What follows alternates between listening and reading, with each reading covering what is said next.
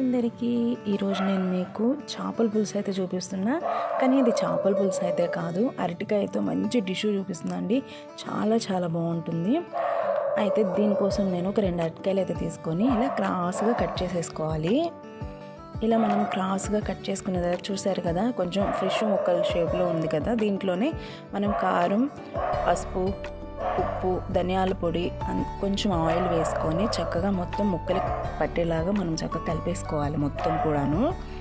ఇలా మొత్తం కలిపేసుకున్న తర్వాత ఇంకొక బాండీ తీసుకొని దాంట్లో ఆయిల్ అయితే వేసుకొనేసి ఇట్లా డీప్ ఫ్రై ఎక్కువ కాదు, లైట్గా అటు సైడ్ ఇటు సైడ్ కొంచెం రెడ్డిష్ కలర్లో వచ్చేంతవరకు వేయించుకోవాలి. ఇప్పుడు ఒక మిక్సీ జార్ తీసుకొని దాంట్లో మనం చెక్క, లవంగాలు, ధనియాలు, యాలక్కాయలు, అల్లం ముక్క, తెల్లగడ్డ అన్నీ వేసేసుకొని, అలాగే ఆనియన్ కూడా ఒకటి వేసేసుకొని చక్కగా ఇలా మనం మిక్సీ అయితే పేస్ట్ చేసుకొని పెట్టేసుకోవాలి. ఇప్పుడు ఒక బాండీ పెట్టేసుకొని 4 మెంతులు కూడా వేసేసుకున్న తర్వాత చూడండి, మనకి ఇలా ఒక ఆనియన్ వేసేసుకొని తర్వాత మనం ముందుగా రెడీ చేసి పెట్టుకున్న పేస్ట్ అయితే వేసేసుకోవాలండి. అది కొంచెం బాగా వేగిపోవాలి. వేగిన తర్వాత చూడండి, దీంట్లో మనము ఉప్పు, కారం, పసుపు, ధనియాల పొడి అన్నీ కూడా రుచికి సరిపడా మనమైతే వేసేసుకొని కొంచెం బాగా కలుపుకోవాలి.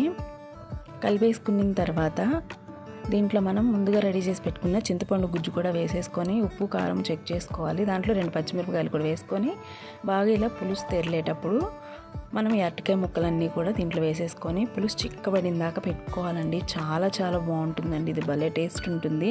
ఒకసారి మీరు కూడా ట్రై చేయండి. సూపర్ అంటే సూపర్ ఉంటుంది.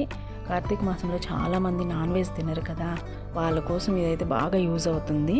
కొత్తిమీర చల్లేసుకొని స్టవ్ ఆఫ్ చేసుకుంటే సరిపోతుందండి.